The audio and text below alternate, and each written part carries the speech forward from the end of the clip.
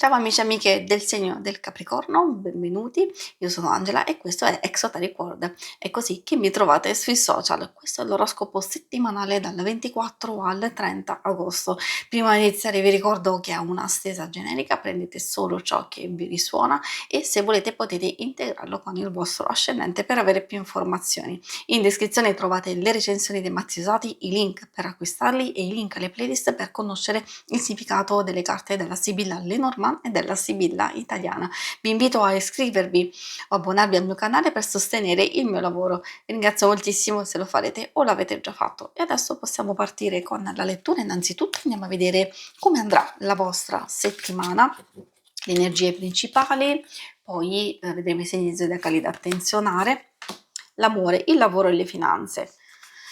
Troviamo questa carta della luna che è un po' ambivalente, nel senso che spesso purtroppo si riferisce a delle influenze negative oppure ricordi del passato che portano instabilità, sbalzi di umore, dei cambiamenti repentini di situazioni che sono proprio queste che possono appunto causare anche instabilità, però fa riferimento anche ai nostri sogni, ai nostri desideri, a qualcosa che vogliamo realizzare, magari facendo attenzione alla nostra parte più emotiva, cercare di curarla, di proteggerla e di privilegiare, come dicevo, alcuni aspetti che sono, secondo me, legati a quei progetti e quei propositi che dobbiamo portare avanti.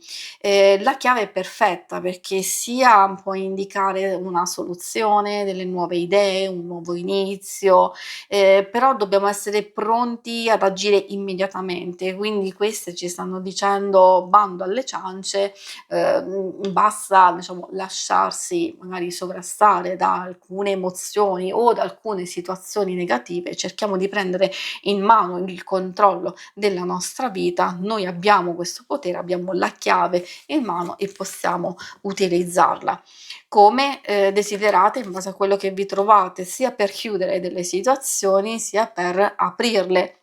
In realtà i risultati si possono vedere immediatamente perché abbiamo subito una fase di evoluzione o di crescita o, come ci dice l'albero, occuparci principalmente, se dobbiamo iniziare qualcosa, alle radici, alla base. Quindi più cerchiamo proprio di costruire perfettamente le basi di un qualcosa e più poi vedremo crescere ed espandere appunto i nostri sogni, i nostri desideri e anche quello che vogliamo realizzare nel corso di tutti i giorni. I segni zodiacali da attenzionare sono principalmente quelli di Aria, Gemelli, Bilancia e Acquario, abbiamo anche un po' quelli di Terra, Toro, Vergine e Capricorno. E adesso procediamo con l'ambito amore. Ambito amore, coppia single. Adesso andiamo a vedere coppia e se non siete interessati ovviamente alcune cose ricordo che possono fare riferimento anche alle relazioni più importanti di amicizia e famiglia. Quindi in realtà consiglio sempre di osservare sia, diciamo, sia le carte sia le varie interpretazioni, di adattare a quello che state vivendo.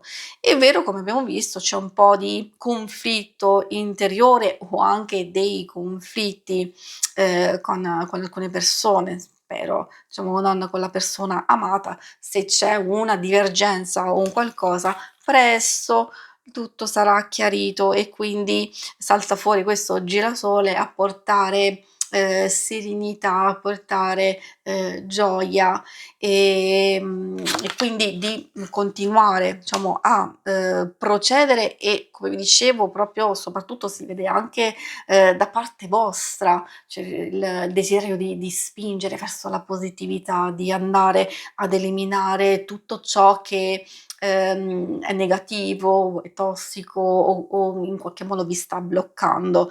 Si vede per le coppie, come dicevo, le relazioni più importanti, condivisioni, si vede comunicazione, si vede anche degli eventi felici e positivi.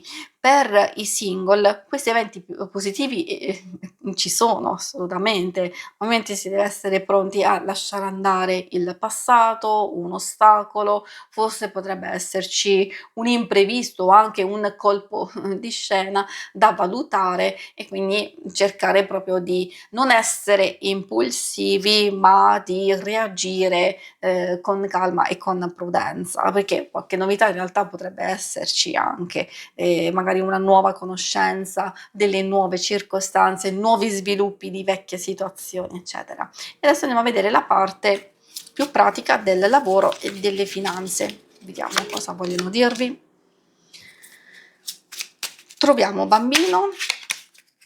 Allora, un po' particolare soprattutto nelle questioni pratiche perché il bambino ci parla di entrate, aumento, di aiuto, di evoluzione e miglioramento, anche di nuovi atteggiamenti che abbiamo esigenza di mettere in pratica. Poi può essere positiva per nuove conoscenze, per collaborazione, per una fase di miglioramento in senso generico nel lavoro stesso, in quello che state facendo. Forse c'è anche una pausa, quindi vi state godendo un momento di relax, spero che assolutamente sia questo il caso.